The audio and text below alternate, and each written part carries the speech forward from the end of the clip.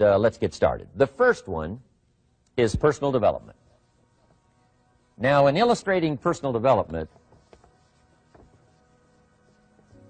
Mr. Shoaff, my teacher, started with money. You know, money's not the only place to start in talking personal development, but it's where he started, so let me share the thoughts he shared with me back then. Let me share them with you. Here's the best lesson I can give you on economics. It's very simple. We get paid for bringing value to the marketplace. That's about as simple as I can put economics. We get paid for bringing value to the marketplace. Now, it takes time to bring value to the marketplace.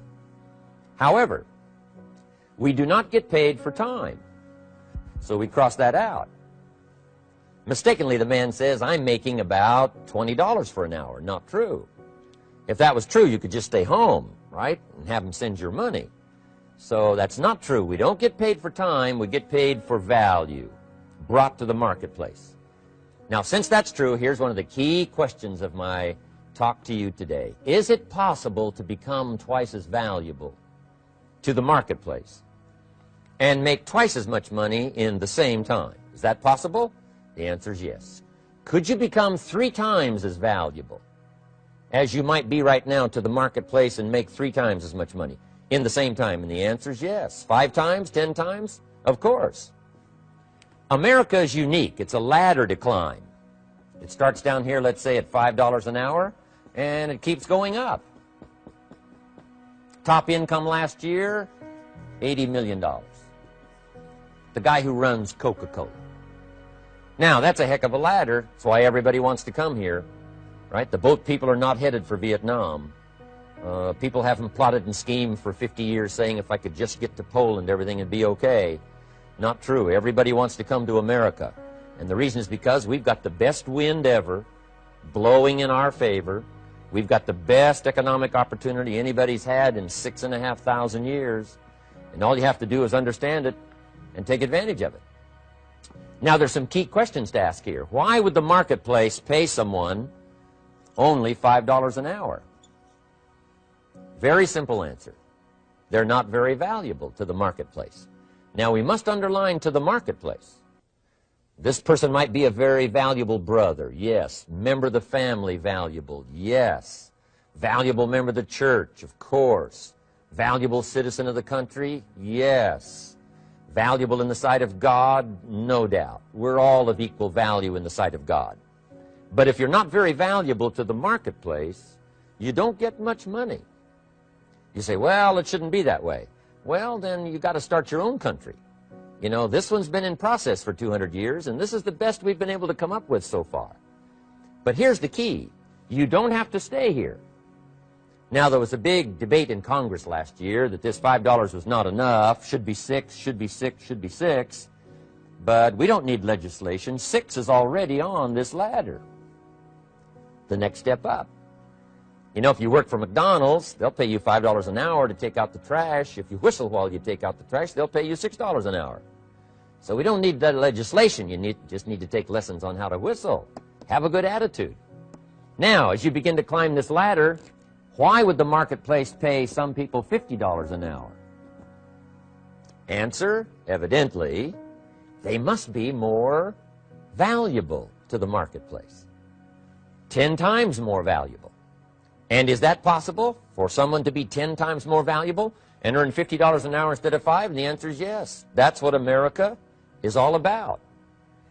Now, why would the marketplace pay some people $500 an hour? Evidently, this person must be much more valuable to the marketplace. That's what's important to understand, to the marketplace. And would the marketplace pay one person $80 million for 1 year's work? And the answer is, of course. If you helped a company make $1 billion, would they pay you $80 million? I'm telling you, it is possible. And that's why America is so exciting. That's why this financial ladder is so exciting. It's possible for all of this to come true for all of you, no matter where you start. As a student in school, just getting started out there in the workplace, This is all possible for you. Now, Mr. Shoaff gave me the clue on how to climb this ladder as high as I wanted to climb. Now, we're talking primarily economics here. There's a lot of other ways to become valuable to your family, valuable to your friends, valuable to the community, valuable to the team, right? Valuable to the team effort, valuable to the concert. But here's what he said to me. In climbing this ladder economically, all you have to do is work harder on yourself than you do on your job. Once I heard that, it made sense to me. I kept hoping that everything else would change around me, found out that if I went to work on myself, worked on my skills, worked on my language, if I became better than I was each year, if I grew in skills and language and vocabulary and competence, then I would become attractive to the marketplace. Not very long ago, a company called me and said, Mr. Rohn, we're expanding internationally. We'd like to have a bit of your expertise to help us. Would you give us a bit of your time? We'll add some millions to your fortune. And I said, okay. And I thought later, isn't that interesting they would call me? Then my second thought was, of course they'd call me. Who else would they call? I can get the job done. Now, what a contrast for me, farm boy from Idaho, raised in obscurity, parents of modest means, broke when I was 25. How come I would get a telephone call and someone offer me a lot of money to help them in expanding around the world? Simple answer, evidently. Something happened to me between age 25 and where I am today. And I can tell you where it all started.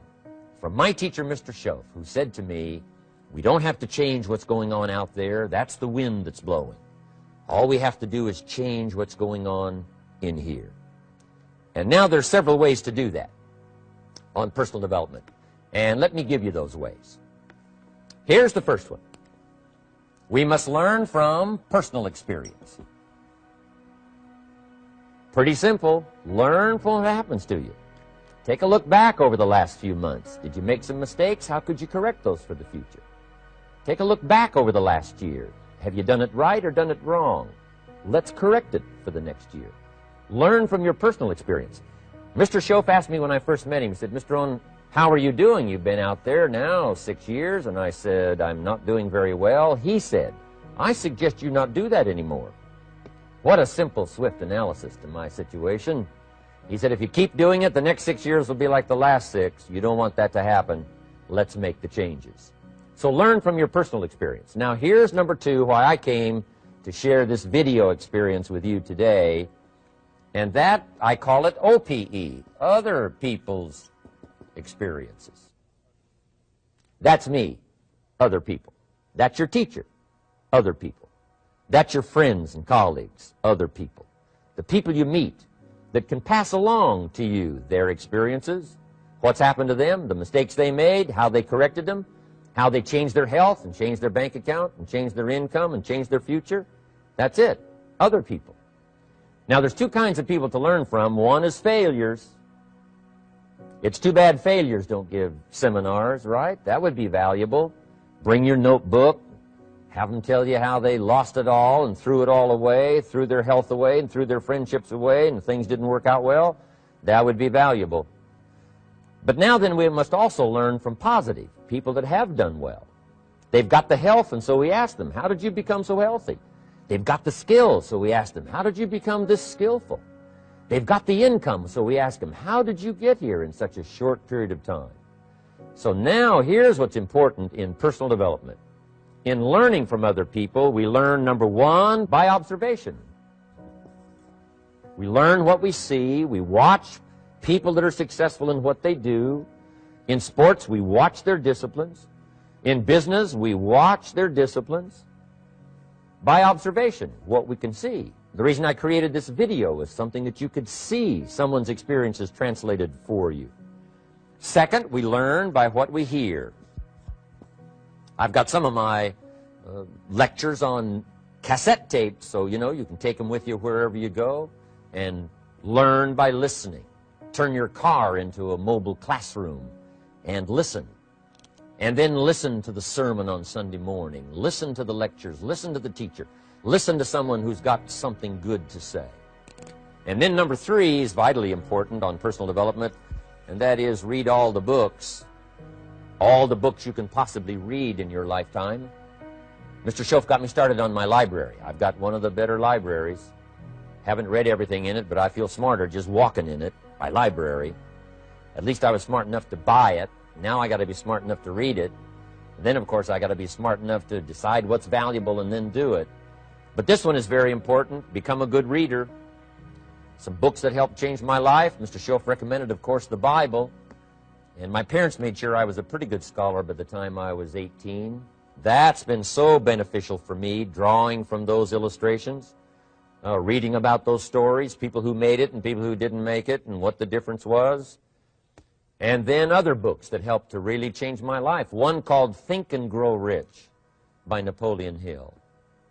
And then a book that helped me become financially independent by the time I was 31. And that book is called The Richest Man in Babylon by George Clason. And I'm going to share a little bit of that book with you when I get to financial independence today, our 3rd subject. But I started reading the books, attending the classes, making sure that I got in front of people that had something good to say. And then I started keeping a journal. One of the major things my teacher taught me was to keep a journal. He said, don't trust your memory. If you hear something good, just make a little note and write it down. Now, at first I took, notes on pieces of paper and torn off corners and backs of old envelopes. And it didn't serve me well, thrown in a drawer. Then I learned to keep a journal, a bound copy of all my notes. So I would suggest you do the same. Things that impress you, a poem that impresses you. When you attend a class, some of the ideas that impressed you, jot them down. You read something in a magazine, right? Some ideas. Take those out, put them in your journal. Keep a good journal the rest of your life. This will serve you well. My journals make up a significant portion of my own library. And if you saw my library and saw my journals, I tell you what you'd have to say.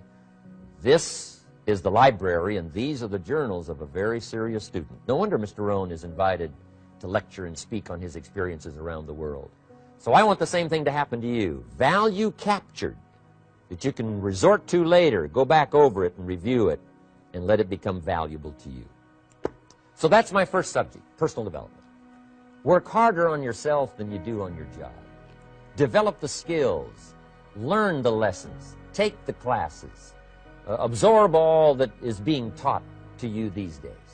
And then later on, of course, you can sort it out, what's valuable to you and how to refine it for your business and for your life and for your future. But the main thing is to get it and start this process of personal change, personal development. And let me say it one more time. If you will change, everything will change for you. You'll never be the same. You'll keep growing.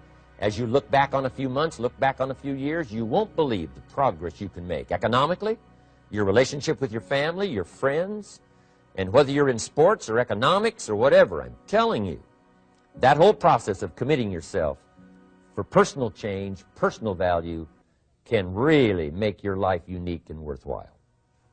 Now let's cover the second subject, on setting goals. Mr. Shoaff gave me some tips on setting goals that changed my life forever. And I want to share those with you.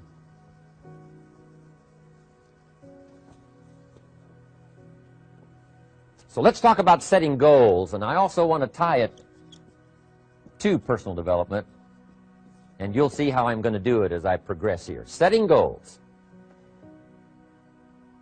We need to take a look into the future. There are 4 things to consider in terms of attitude. One is how you feel about the past. Best advice I can give you on that is treat the past as a school. Let it teach you the mistakes you've made, the things that went wrong, the things that didn't work. Don't use the past as a burden to carry, and don't use the past as a club to beat yourself to death. Past losses, past failures, past mistakes. But let the past be a school. Tough school maybe. We've all been through some tough stuff. So if you feel good about the past, draw from it for experience and let it teach you. Then next is how you feel about the future. We've got to have the future well designed. The future is called the promise. And here's what we teach in our leadership series. The promise of the future can be an awesome force for your own future. The promise of the future, designing the future. There's two ways to face the future. One is with apprehension, and the other is with anticipation. I promise you, in my travels around the world, most people face the future with apprehension. And here's why. They don't have it well designed. They've sort of left that up to someone else to fix.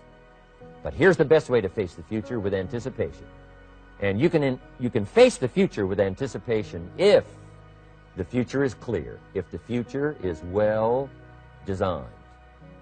And I would like to have you consider some thoughts with me that help me to really change my future by giving it some thought and some consideration.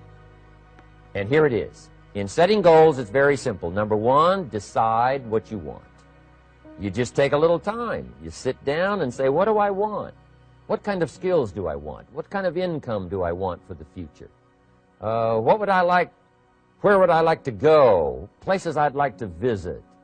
Habits I'd like to acquire. Skills I'd like to have. You just take a little time to think about what you want. Economics, friendships, people you'd like to meet, places you'd like to go. You just take some time. And then I suggest, when you've thought about what you want for the future, make a list. Just jot it all down. It's really a very simple process. And then here's number three. Keep all the old lists. I'm telling you, this served me so well, keeping my old list of goals.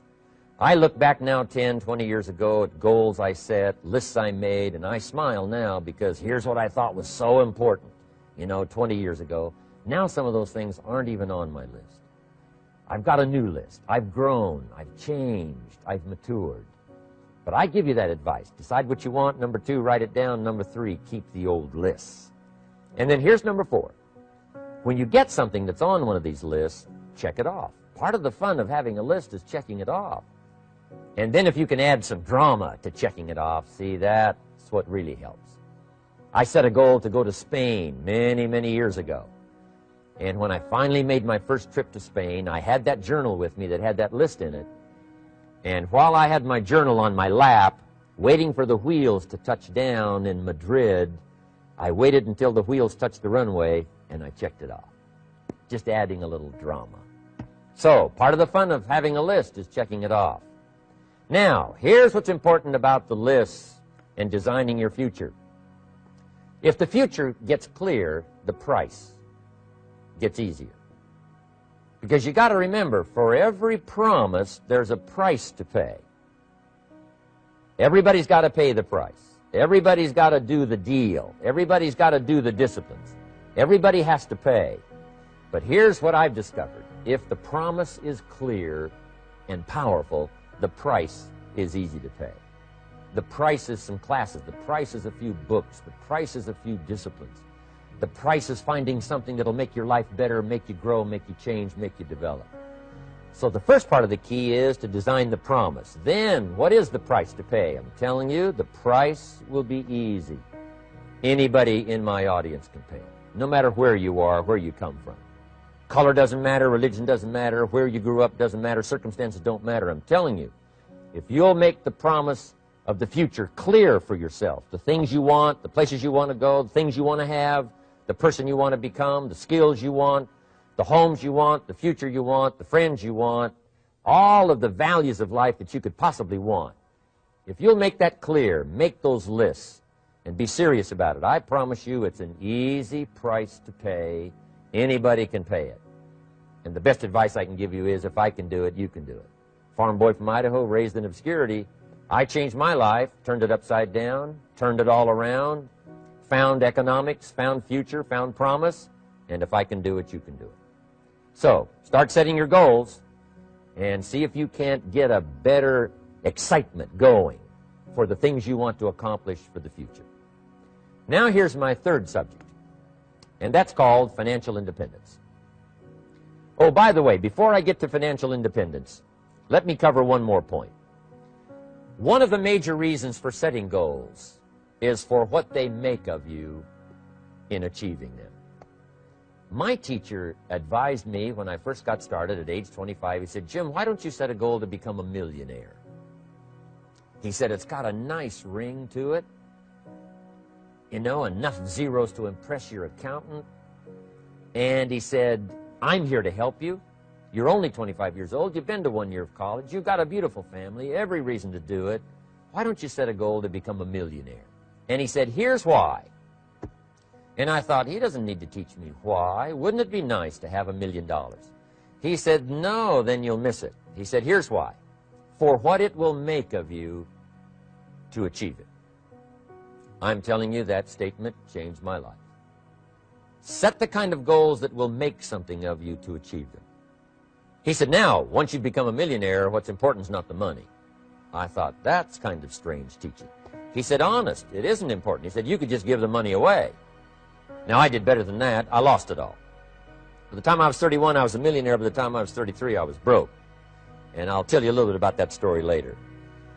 But when I lost all my money, guess what? I found out Mr. Shoaff was right. What was valuable was not the money. What was valuable was what I became to earn the money. The skills I had, the knowledge I had about the marketplace, the values that I had going for me. They were more valuable than the money.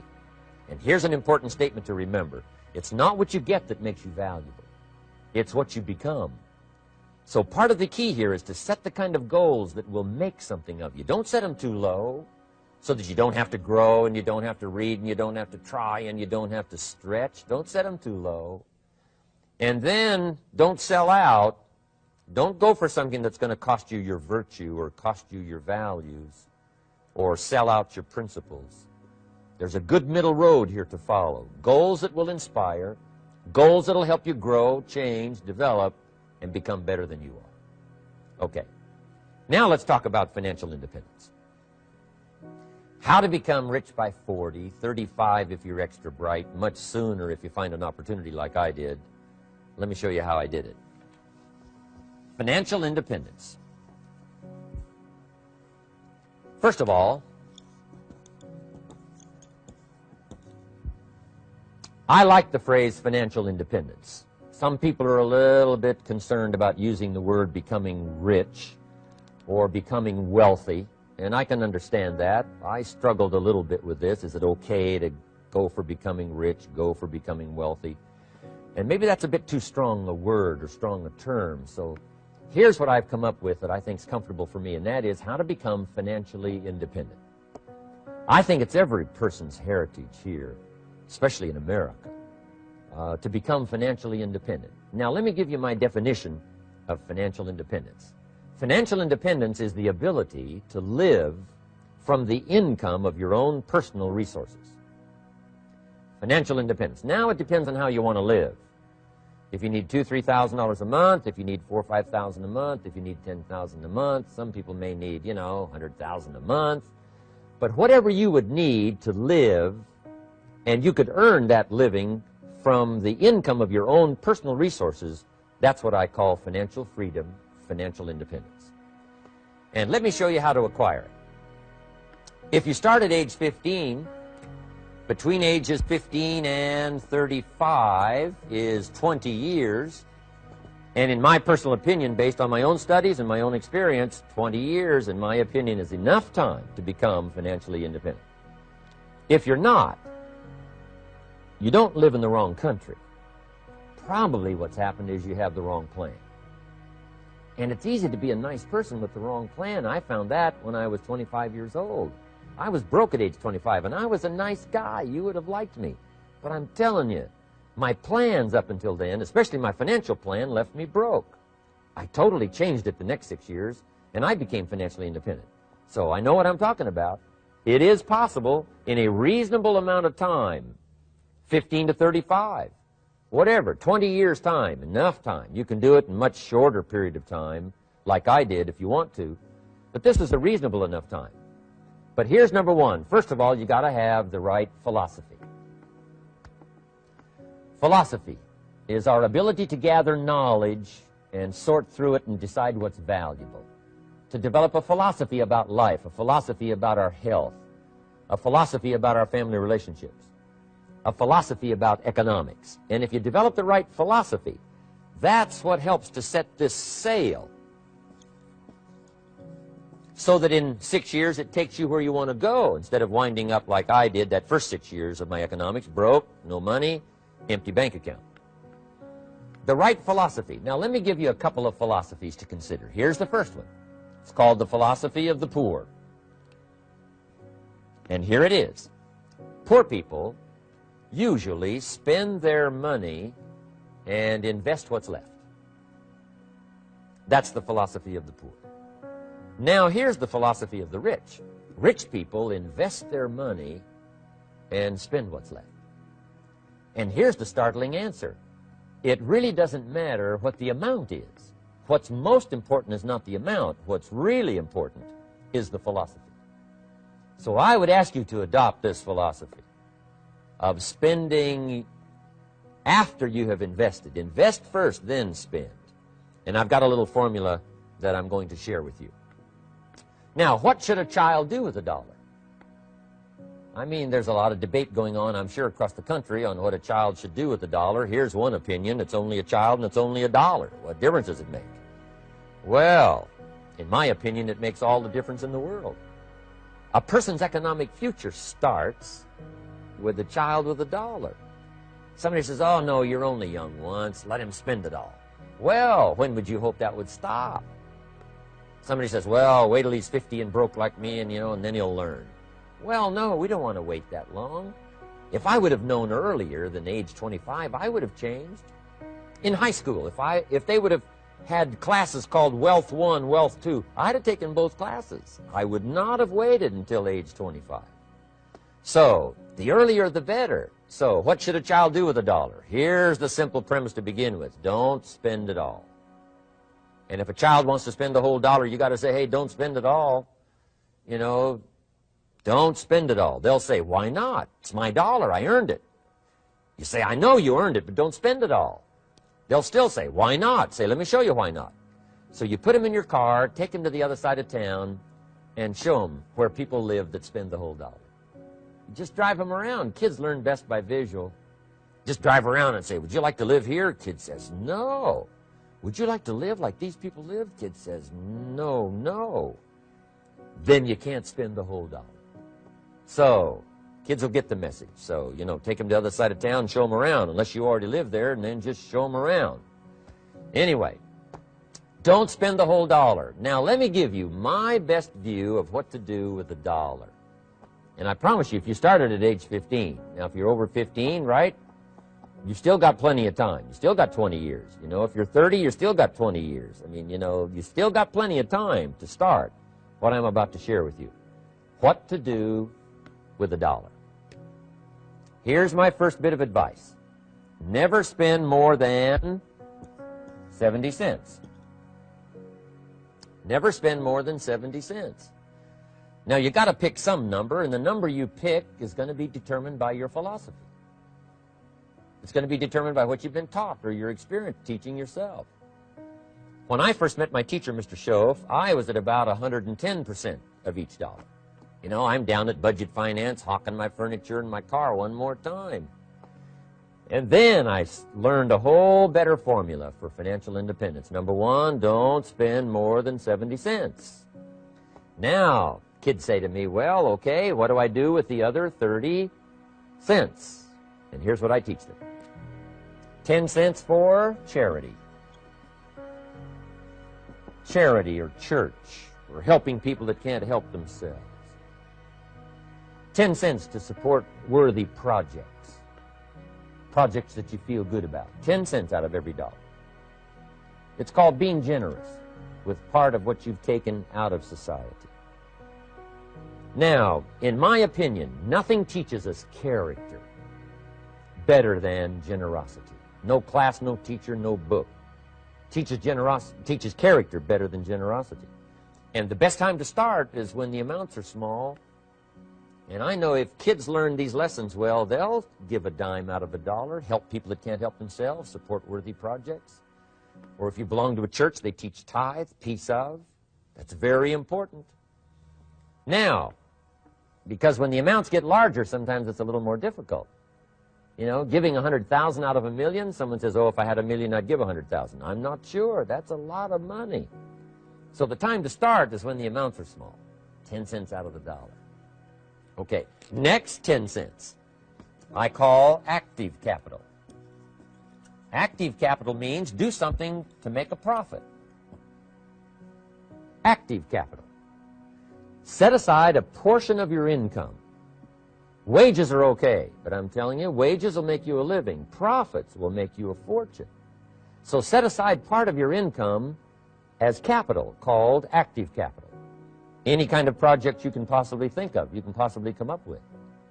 I'm going to write a new book, I think, for kids. I think the title is going to be, Of Course Kids Should Pay Taxes.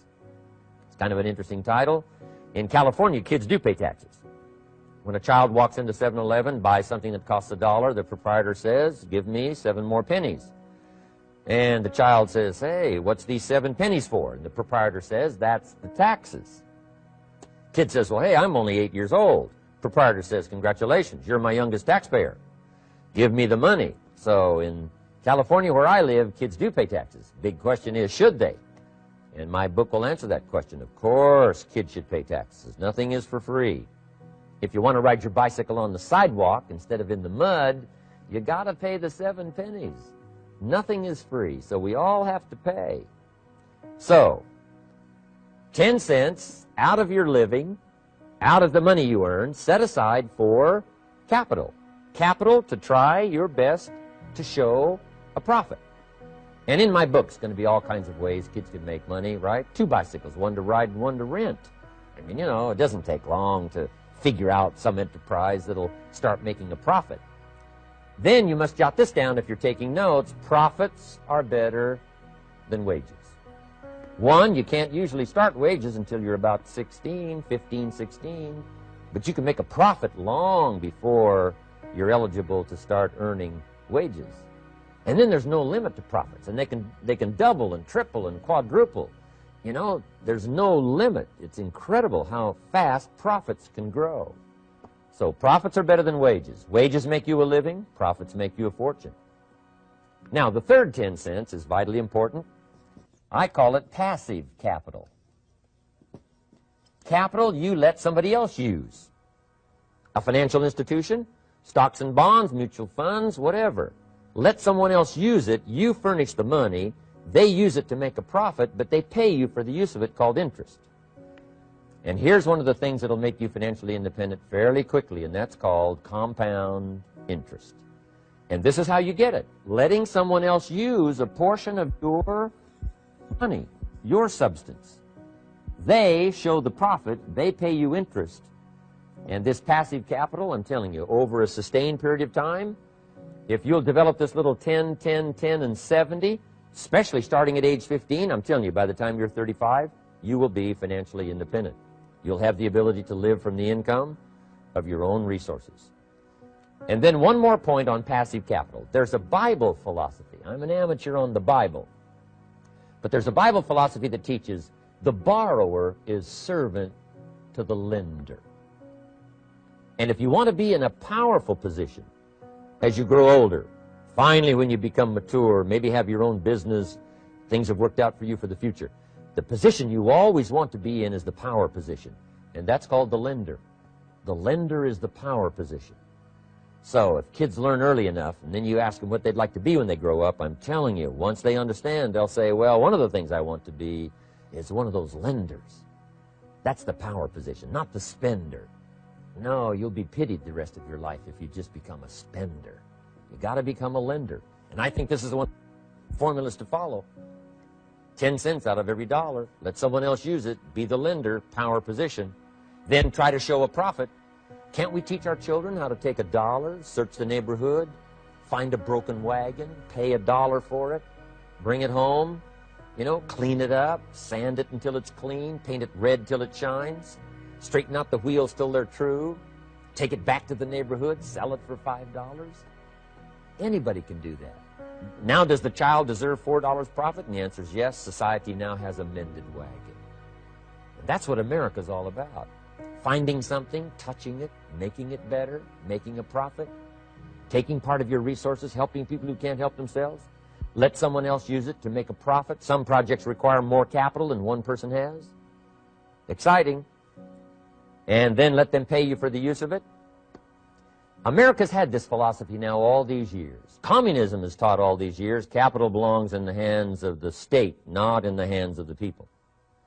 We've been teaching all these years capital belongs in the hands of the people, not in the hands of the state. And we turned out to be right. Capital in the hands of the kids, capital in the hands of the people. Enterprises that make a profit, enterprises that grow. It's the hope of our future. So that little simple formula, I hope, will help you. Now, one more key on financial independence, and that is attitude. Attitude. Here's number one. I used to say, I hate to pay my bills. My teacher straightened me out on that. He said, let's see, Mr. Rohn, what you hate to do is pay $100 on an account and reduce your liabilities and increase your assets. I said, well, no, not if you look at it that way. He said, well, it all depends on how you look at it. So wouldn't you love to pay your bills, reduce your liabilities, increase your assets? You got to have that kind of attitude. I found out the same attitude about taxes. I used to say, I hate to pay my taxes. And Mr. Shove said, well, that's one way to live. But don't you understand? Taxes is how we care and feed the goose that lays the golden eggs. Wouldn't you want to do your share? Someone says, yes, but the goose eats too much. Probably true. But hey, we all eat too much. We all need to go on a diet. Better a fat goose than no goose. So I finally became a happy taxpayer. Now, I think taxes are too high, so I'm working to get taxes lowered for our economic future. But then whatever they turn out to be, I gladly pay and do my part, because that's what makes the whole system run, each of us doing our part. Now, I want these three subjects to be valuable for you. I want them to have meaning for you. I want you someday to be financially independent. I want you to have the personal development so that you feel good about yourself. If I had a chance to meet you someday, I'd like to have you show me the list of goals that you got started and say, Mr. Rohn, here's some I've already checked off. Here's the books I'm reading. Here's what's happened. I'm developing the skills. I'm better this year than I was last year. I've got more self-confidence. My skills are developing. That's what I want for you, and that's why I took the time to come and share in this video message with you. I do seminars all around the world, but this is one way that I can reach out and touch you in case you can't come to my seminars, wherever I am. Maybe this video will reach you somewhere, and it'll have an impact on your life. And what I'd like to do is later hear about it, a letter, phone call, or to have a chance to meet you in person. And now I'd like to leave you with these 4 questions called Questions to Ponder. These questions were valuable for me, and I want to make them valuable for you. Here's the first one, why? We all ask why we should work this hard, why take that many classes, why go to school that many years, you know, why take the notes, why read the books, why work that hard, why put yourself through the push-ups and the disciplines, why? Good question, why? Best answer to why, I think, is the second question. Why not? Why not see how many books you can read, how many classes you can take, how many skills you can develop? Why not see how valuable you can become to the marketplace and to your friends and to your family? Why not see what you can make of yourself? Why not see how far you can go, how much you can see, how much you can earn, how much you can share? Why not? That's the heritage all of us have, in America especially, is to see what we can make out of our lives now that we've been given this extraordinary opportunity. Now, my third question I'd love to ask you in person. But since I can't do it in person, I want to ask it of all of you. But I want you to take it personally. And my third question is, why not you? Why not you with good self-esteem? Why not you starting to change and setting goals? Why not you starting to make progress toward financial independence? If I can do it, you can do it. I wished I had a lot more testimonials here today besides mine. A whole steady stream that would come by and tell you their story. Someone who started with nothing, finally run a big enterprise. A mother who was on welfare, now she owns her own business. In addition to my story, I wish I had a lot more. And if all of them told their story, guess how they would probably wind up their story? They'd probably say, just like me, why not you? If we can read, you can read. If we can change, you can change. If we can figure it out, you can figure it out. If we can turn it around, you can turn it around. There isn't anything you can't accomplish. That's what those testimonials would say. And so I want to say it to you personally. Why not you?